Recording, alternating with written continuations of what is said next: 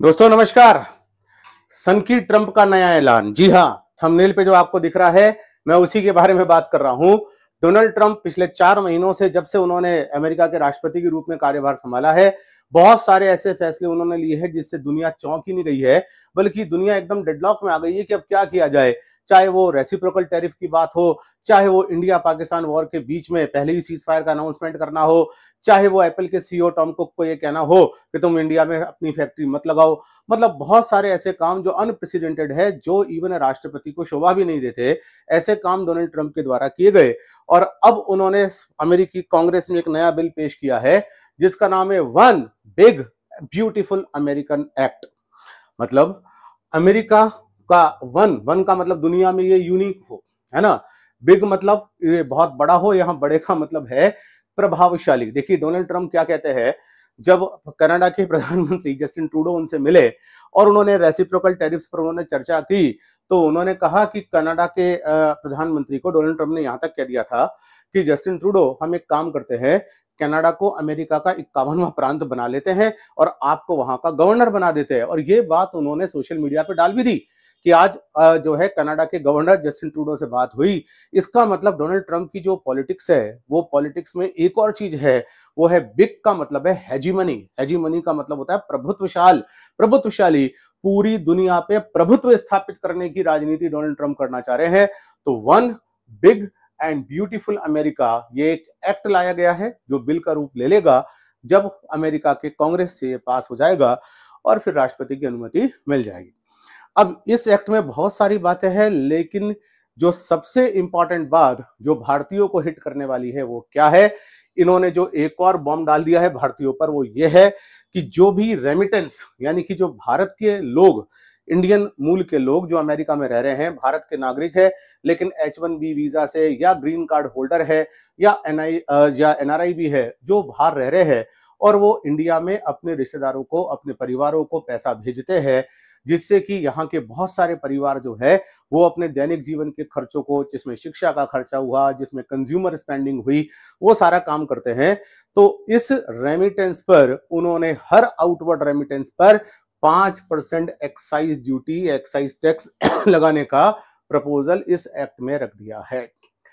वो कोई भी नॉन यूएस सिटीजन हो, मतलब जो अमेरिकी नागरिक ना हो, उसमें कोई इंडिविजुअल हो सकता है, उसके अंदर कोई फर्म हो सकती है, H1B वीजा होल्डर हो सकते हैं, ग्रीन कार्ड होल्डर हो सकते हैं, F1 वीजा होल्डर हो सकते हैं, कोई भी नॉन यूएस सिटीजन हो, अगर वो बाहर पैसा भेजता है, अमेरिका से बाहर पैसा भेजता है, तो उसको भेजे गए अमाउंट पर इररिस्पेक्टिव टू एनी अमाउंट, ये भी खास बात है, मतलब एक लिमिट तक इसको फ्री नहीं रखा गया है कि भाई इतना भेजोगे तब तक कुछ नहीं, उसके आगे भेजोगे तो पैसा, है ना। जो जनरली हर प्रकार की टैक्स या ड्यूटी के अंदर एक प्रावधान होता है कि एक लिमिट तक तो आप बिना किसी चार्ज के भेज सकते हो, उससे ज्यादा भेजोगे तो उस पर कुछ चार्ज या पेनल्टी लगनी है। लेकिन डोनाल्ड ट्रंप एडमिनिस्ट्रेशन का कहना है कि भैया एक सिंगल US डॉलर भी अगर आप ट्रांजेक्ट करते हो देश से बाहर, या सिंगल रुपया भी ट्रांजेक्ट करते हो, तो उस पर आपको 5% एक्साइज ड्यूटी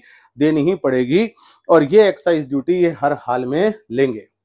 अब देखिए, इससे अगर हम इंडिया के पॉइंट ऑफ व्यू से इस पर नजर डालें, तो भारत के पॉइंट ऑफ व्यू से अगर हम देखें, तो अमेरिका से जो इंडिया में इनवर्ड रेमिटेंस होता है, रेमिटेंस समझते हैं ना, भारत के लोग जो देश से बाहर रह रहे हैं वो अपने परिवारों को पैसा भेजते हैं, इसको बोलते हैं रेमिटेंस। और इंडिया दुनिया में रेमिटेंस रिसीव करने वाले सबसे ज्यादा देशों में से एक है। यूं मान लीजिए कि सबसे ज्यादा रेमिटेंस दुनिया में इंडियंस को मिलता है, मतलब हमारे परिवारों को, उनके सदस्य जो देश से बाहर रह रहे हैं, कमाई कर रहे हैं और कमाई कर कर पैसा भेज रहे हैं। भारतीय लोग हमारे खड़ी देशों में गए हुए हैं। भारतीय देश आपको नॉर्थ अमेरिकन कॉन्टिनेंट के अंदर मिल जाएंगे, US उसके अंदर एक देश है, कनाडा उसके अंदर एक देश है। पूरे दुनिया में भारतीय मूल के लोग हैं जहां पर वो काम कर रहे हैं और इनकम का एक पोर्शन अपने घरों में भेज रहे हैं।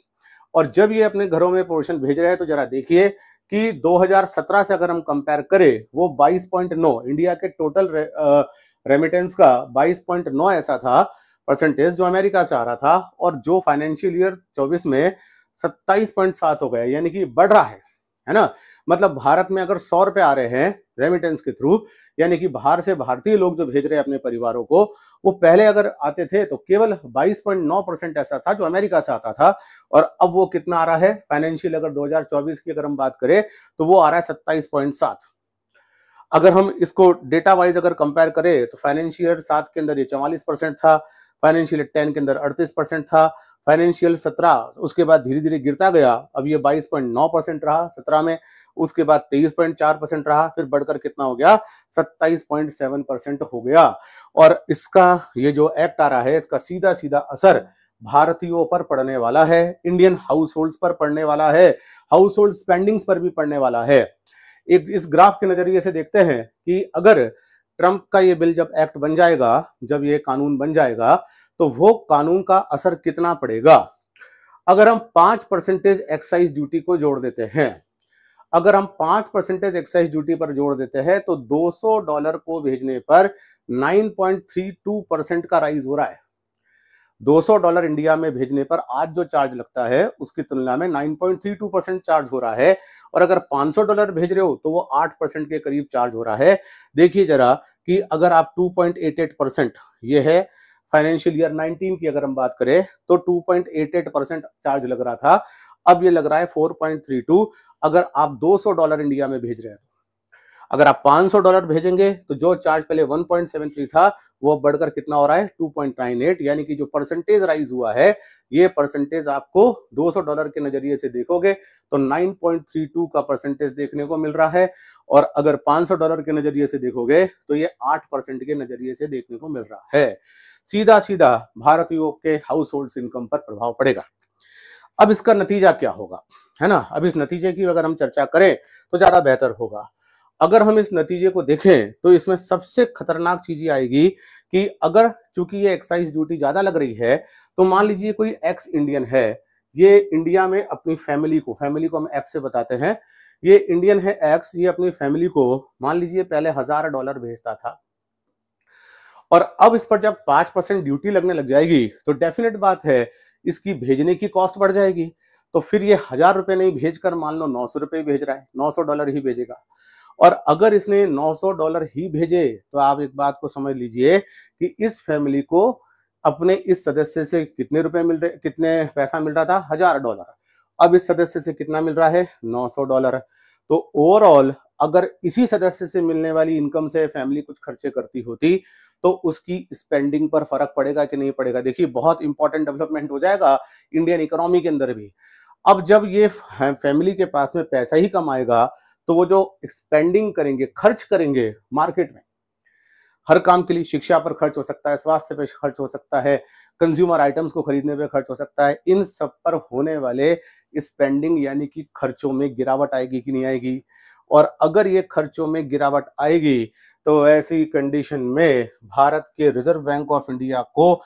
एक चीप मनी पॉलिसी अपनानी पड़ेगी कि नहीं, ताकि मार्केट में मनी का फ्लो बढ़े। क्योंकि मनी का फ्लो इस तरह से भी घटा है, मतलब मनी का फ्लो घटाने में इसने कंट्रीब्यूशन दे दिया, और अब मनी के फ्लो को बढ़ाने के लिए यानी कि कहीं ना कहीं मार्केट में लोगों के पास पैसा पहुंचाने के लिए आरबीआई को चीप मनी पॉलिसी अपनानी पड़ेगी। और ये चीप मनी पॉलिसी हो सकता है बाद में इन्फ्लेशन लेकर आ जाए, ये चीप मनी पॉलिसी हो सकता है भारत में जो हमारे टारगेट है 2 से 4% इन्फ्लेशन के, उसको डिस्टर्ब कर दे। मतलब आरबीआई को घरेलू नीतियों को ध्यान में रखकर नहीं, बल्कि अमेरिकन प्रेसिडेंट के इस एक्ट के कारण कहीं ना कहीं मुसीबत उठानी पड़ सकती है, उस पर यह दबाव पड़ सकता है कि वो चीप मनी पॉलिसी अपनाए। और सबसे इंपॉर्टेंट बात, जो हमारे देश के अंदर ये जो बाहर से रेमिटेंस आता है ये मिडिल अपर क्लास फैमिलीज के अंदर आता है। वो इंजीनियर्स जिनके परिवार मिडिल क्लास परिवार है, या यूं कह दीजिए मिडिल अपर क्लास परिवार है, वो बाहर से पैसा भेज रहे हैं अपने परिवारों को कि जी आप अपने घर के अंदर जो जरूरत की चीजें हैं वो खरीदो। घर में अगर आप किराए के मकान में रहते हो तो नए मकान की कल्पना करो, आप अगर 2 व्हीलर पे घूम रहे हो तो 4 व्हीलर्स की कल्पना करो। ये वो लोअर मिडिल क्लास परिवारों ने अपने बच्चों को बड़े जतन से पढ़ाया, इंजीनियर बनाया, वो देश से बाहर जा रहे हैं, नौकरी कर रहे हैं, और उनका एक सपना है कि उनका परिवार का अपलिफ्टमेंट हो। और उस भेजे जाने वाले पैसे पर डोनाल्ड ट्रंप ने एक्साइज ड्यूटी थोपने का बिल लेकर आ गए, और नाम क्या दिया, one big and beautiful America. ये बात सच है, हर देश को अपने विषय में सोचने का अधिकार है, लेकिन अब जुड़ाव अर्थव्यवस्था का इतना है कि हम डोनाल्ड ट्रंप के इस पूरे के पूरे फैसले से हम प्रभावित ना हो, ऐसी संभावनाएं बहुत कम देखने को मिलेगी। तो देखिए, इस पर आरबीआई के ऊपर भी प्रभाव पड़ेगा और ओवरऑल हमारी इकोनॉमी पर प्रभाव पड़ने की संभावना है। तो उम्मीद है कि ये टॉपिक आपको क्लियर हुआ होगा कि कैसे अमेरिका से जो रेमिटेंस आता था, उस रेमिटेंस की कॉस्ट बढ़ जाने से इंडियन इकोनॉमी पर क्या प्रभाव पड़ सकता है।